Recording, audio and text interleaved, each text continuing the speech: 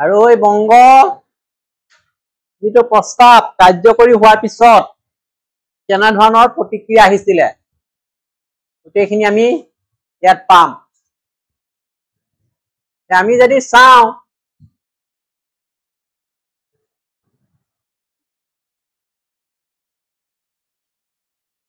যে বংগ দুভাগ কৰিব লগা হ'ল ভিন্ন কাৰণত। এই বংগ বিভাজন যিটো আঁচনিটো এতিয়া এই দফাবিলাক আমি মনত ৰাখিব লাগিব। প্ৰতিটো দফাই সীমাটো নিৰ্ধাৰণ কৰিছিলে বংগ প্ৰদেশৰ।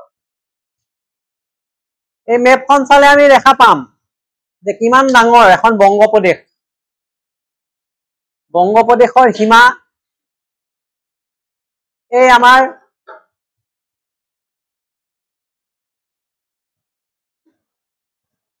এই মেপখন যদি চাই লওঁ যে প্ৰকৃততে বংগ প্ৰদেশখন সঁচাকৈয়ে এটা বৃহৎ এলেকা সামৰি গঠন হৈছিলে। ব্ৰিটিছে যদিও তেওঁলোকে উদ্দেশ্য ৰাজনৈতিক আছিলে তথাপিও কিন্তু দেখাতে কয় যে এই বংগ প্ৰদেশখন কেইবাখনো বৰ্তমান ৰাজ্য উৰিষ্যা আছে, বিহাৰ আছে, অসম আছে, মণিপুৰ, কলকাতা এটা বৃহৎ এলেকা সামৰি আছে। গতিকে ইয়াকে দুভাগ কৰিছে।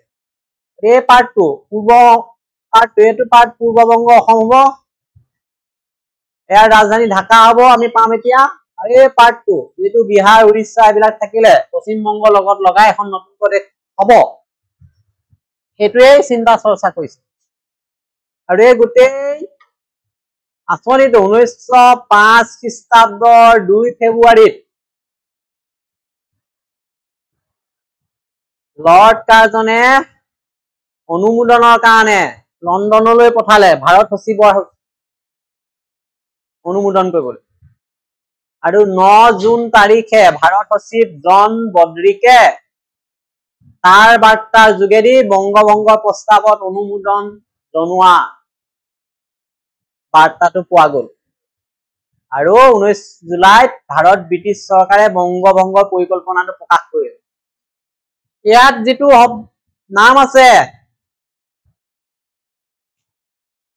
ভাৰত সচিব এই আহিব এইটো জন বদ্ৰিক। MCQত ইয়াৰ মাজৰ পৰা উঠিব যে বংগভংগৰ প্ৰস্তাৱটো অনুমোদনৰ বাবে কাৰ ওচৰলৈ পঠিওৱা হৈছিল। তেতিয়া ভাৰত সচিব কোন আছিলে? তেতিয়া জন বদ্ৰিকৰ কথা ক'ব লাগিব। আৰু কেতিয়া প্ৰকাশ কৰিছিলে? 19 জুলাইত 1905 খ্ৰীষ্টাব্দত। আৰু 1 ছেপ্টেম্বৰত পৰিকল্পনাটো চৰকাৰীভাৱে প্ৰকাশ কৰি 16 অক্টোবৰত বংগভংগ কাৰ্যকৰী কৰাৰ দিন ধাৰ্য কৰিছিলে।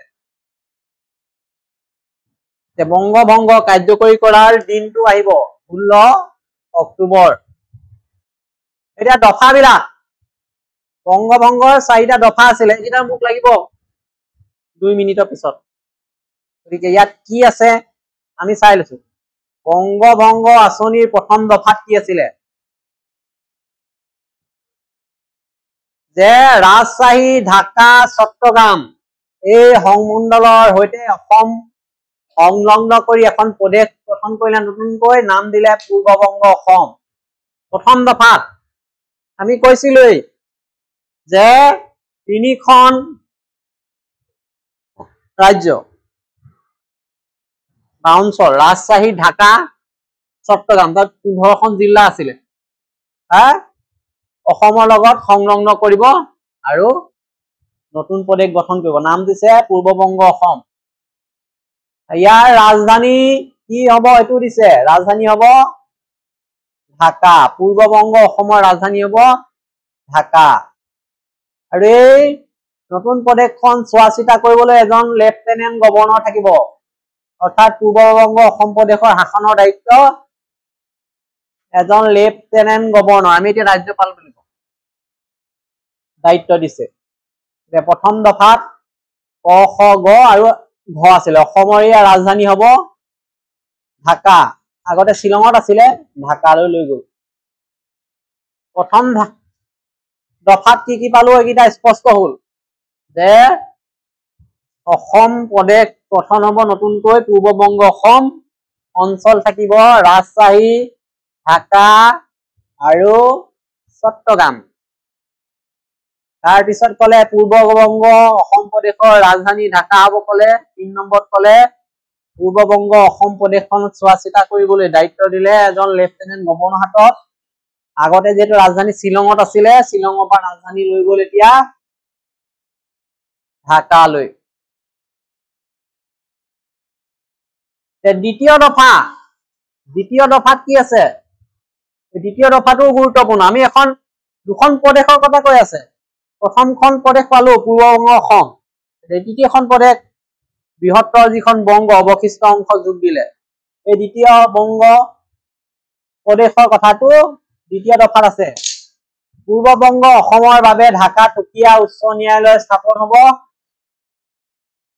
এখন ন্যায়ালয় থাকিব বিচাৰ বিভাগ এখন ক'ত থাকিব ঢাকাত উচ্চ ন্যায়ালয় আকৌ সুকীয়া উচ্চ ন্যায়ালয় স্থাপন নোহোৱালৈকে প্ৰদেশখন কলিকতা উচ্চ ন্যায়ালয় এখতিয়াৰভুক্ত হব দ্বিতীয় দফাটোত বিচাৰ ব্যৱস্থাৰ কথা কৈছে যে এই প্ৰদেশখনৰ ন্যায়ালয় এখন থাকিব উচ্চ ন্যায়ালয় ঢাকাত যেহেতু হঠাতে এখন উচ্চ ন্যায়ালয় গঠন কৰা সম্ভৱ নহয় নতুনকে উচ্চ ন্যায়ালয় এখন গঠন হোৱালৈকে কেনেকে পৰিচালিত হব কলিকতা উচ্চ ন্যায়ালয়ৰ এখতিয়াৰভুক্ত হৈ চলিব আৰু তৃতীয় দফাটোত পশ্চিম বংগ বিহাৰ উৰিষ্যা সুকনাগপুৰ এইকেইটা লগ লাগি বংগ প্ৰদেশ গঠন হৈছিলে তাৰ ৰাজধানী কলিকতা হ'ব বুলি কৈছে আৰু 1905 খ্ৰীষ্টাব্দৰ 16 অক্টোবৰত বংগ বিভাজন কাৰ্যকৰী হ'ব বুলি ঘোষণা কৰা হ'ল এইকেইটা দফা যেনেকে আছে আমি তেনেকে মনত ৰাখিব লাগিব প্ৰথম দফাত কি আছিলে এইকেইটা পালো দ্বিতীয় দফাটো বিচাৰ ব্যৱস্থাৰ লগত জড়িত উচ্চ ন্যায়ালয়ৰ লগত তৃতীয় দফাটো দ্বিতীয় এখন প্ৰদেশ বংগ প্ৰদেশৰ এলেকাটো আছে পশ্চিম বংগ বিহাৰ উৰিষ্যা সুকনাগপুৰ আৰু ৰাজধানী কথা আছে আৰু চতুৰ্থ দফাটোত কোন তাৰিখে বংগ কাৰ্যকৰী হ'ব এই কথাটো উল্লেখ আছে ইয়াৰ পৰা আহিব পৰা প্ৰশ্নবিলাক এনেকুৱা ধৰণৰ হ'ব পাৰে আমি কৈ দিছো যে বংগ যেটো প্ৰস্তাৱ অনুমোদনৰ কাৰণে কাৰ ওচৰলৈ পঠাইছিলে জন বদ্ৰিকৰ কথা ক'ব লাগিব কিমান তাৰিখে প্ৰকাশ কৰিলে 19 জুলাইত আৰু কেতিয়া পৰা কাৰ্যকৰী হ'ল 16 অক্টোবৰৰ পৰা আৰু এই এলেকা কিটা আহিব পূৰ্ব বংগ অসম প্ৰদেশৰ এলেকা ৰাজশ্বাহী ঢাকা চট্টগ্ৰাম ৰাজধানী ক'ত হ'ব ঢাকা আগতে ৰাজধানী ক'ত আছিলে শ্বিলঙত আছিলে চোৱা চিতাৰ কাৰণে কাক দায়িত্ব দিব লেফটেনেণ্ট গভৰ্ণৰ কথা ক'লে আৰু দ্বিতীয় বিচাৰ ব্যৱস্থাটোৰ কথা ক'লে এখন উচ্চ ন্যায়ালয় গঠন হ'ব ঢাকাতেই আৰু উচ্চ ন্যায়ালয় গঠন হোৱাৰ আগলৈকে কলিকতা উচ্চ ন্যায়ালয় এখতিয়াৰভুক্ত হ'ব আৰু শেষত তৃতীয় দফাত পশ্চিম বংগ বৃহত্তৰ যিটো এলেকা বিহাৰ উৰিষ্যা সুকনাগপুৰৰ কথা কৈছে বংগ কথা কৈছে ৰাজধানী কলিকতাৰ কথা কৈছে শেষত তাৰিখটো দিছে কোন তাৰিখে পৰিকল্পনা কাৰ্যকৰী হ'ব এইকেইটা কথা আমি আলোচনা কৰিলো